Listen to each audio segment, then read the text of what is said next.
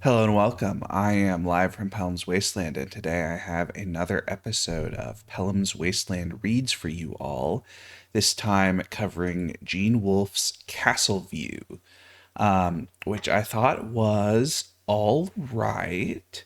It sits at an interesting place where I didn't really think it was bad, but I guess I will hop straight to sort of the end for anyone who doesn't want to listen to everything that I have to say about it, which is that I basically don't think that this one is really worth reading out of the Gene Wolfe things unless you've read a bunch of his other stuff and are just desperate for something new.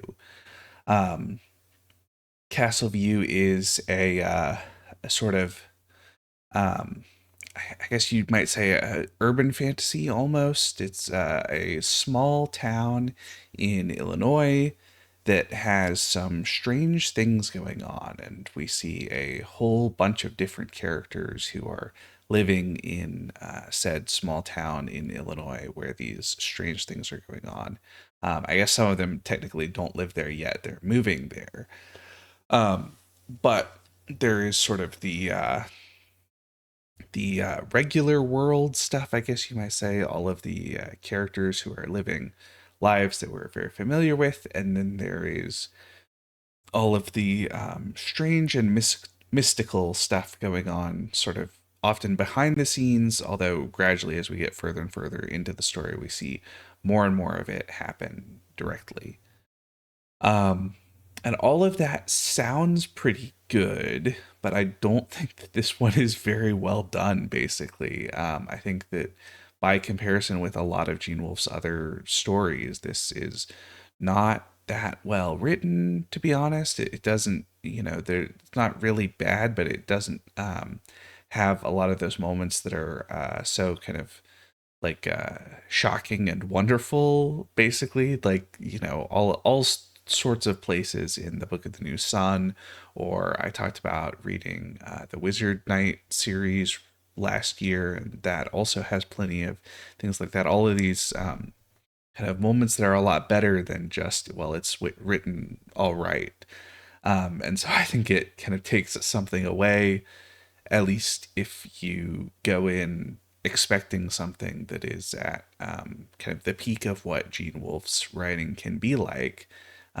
To read this one, it's kind of like, well, it's okay, but it's definitely not up there at the top, which is fine. To be clear, it's totally cool for an author to write a book that isn't as good as the other things that they've written. And I mean, I was talking online about basically the idea that it is totally natural for a huge portion of the art that you interact with to be all right, and you to say, oh, well, that was pretty good, but it didn't change my life. And it's fine for lots of people to create that, right? That's probably going to be the largest category of art that a person interacts with. And to recognize that is not a bad thing, despite the way that I mean, a lot of the kind of cultural things around art almost, it seems like, it feels like sometimes can almost demand that a piece of art be a whole lot more than that. And I guess I'm here to tell you that that's not necessarily the case, and is not even necessarily a positive thing for that to be the case. It is good for there to be art that is fun, books that are fun to read, novels that you're like, yeah, that was fun, and then you probably won't have any kind of, life shattering changes or anything like that come out of it, basically. And that's kind of where this one is. I will say there's some cool stuff going on in it in terms of some of the I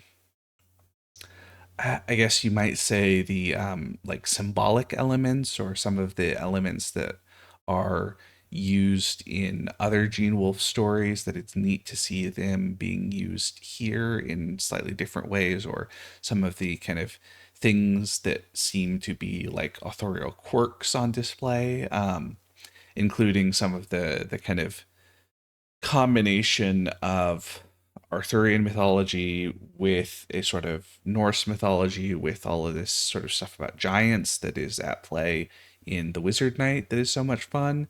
There's some of that going on here, which is also fun. I guess it's cool to see kind of a different version of some of those similar ideas played out here. They're just not played out nearly as well, I think, as they are in the Wizard Knight, which is, unfortunate, but oh well.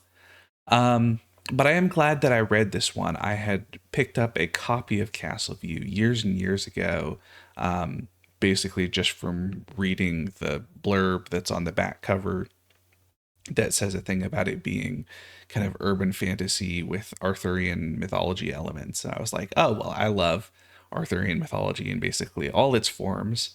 And Gene Wolfe is really good, so why not check this out? So it was, I think, good to finish this one up and feel like, well, now I don't have to wonder whether or not I will like Castleview. I know that I liked it enough to read it and probably not enough to want to read it again, at least anytime soon. There's a lot of other Gene Wolfe that I would revisit before revisiting this one, just to be honest.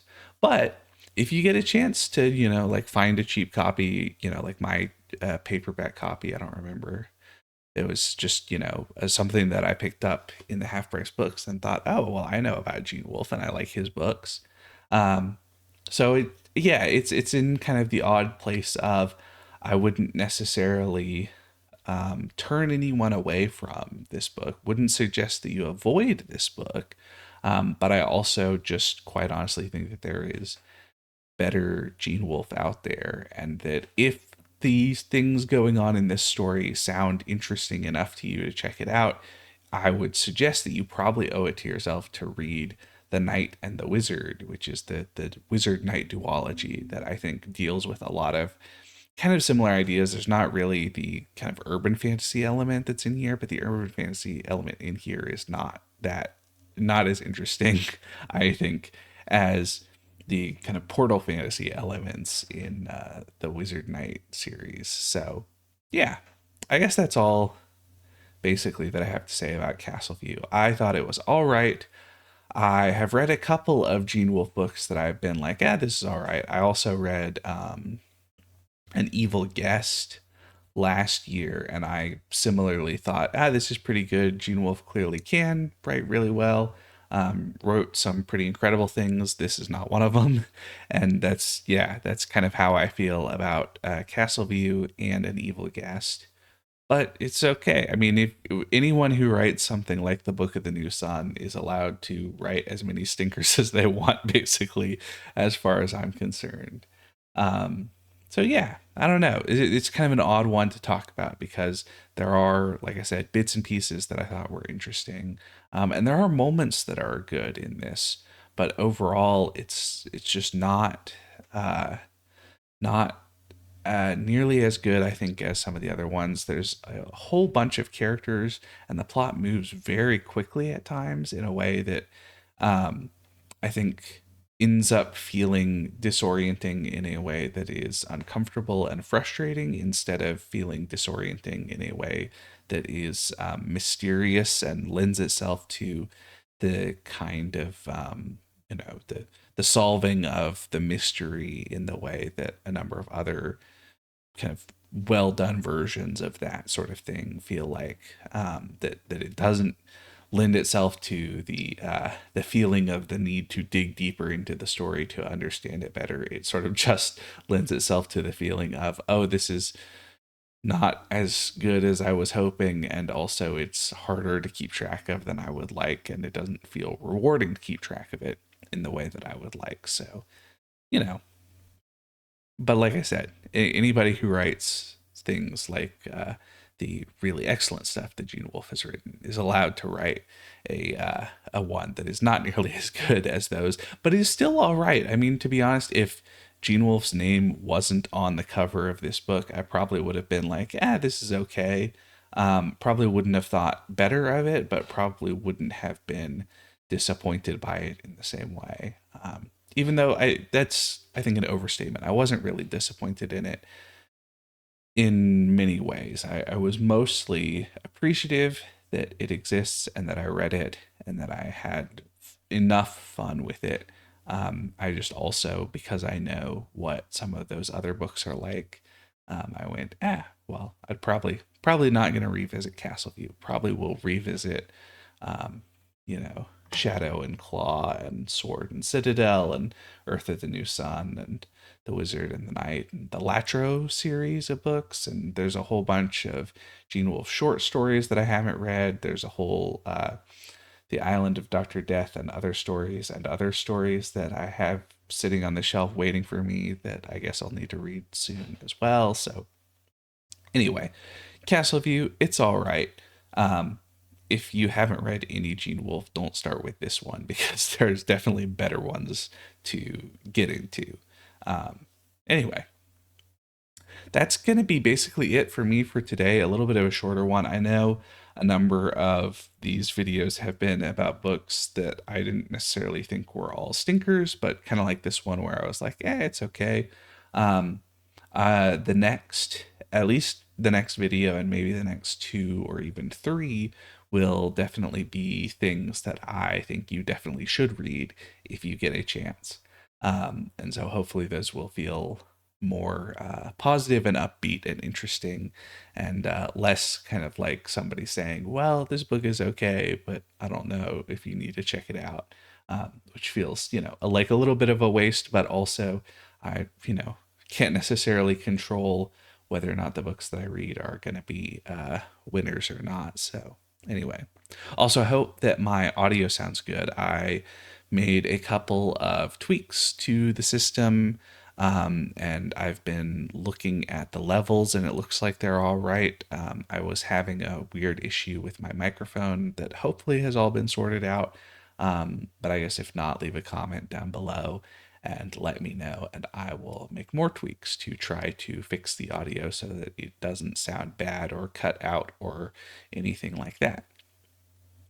Anyway, all of that being said, I've been live from Pellam's Wasteland, and I will see you next time. Take care, everybody.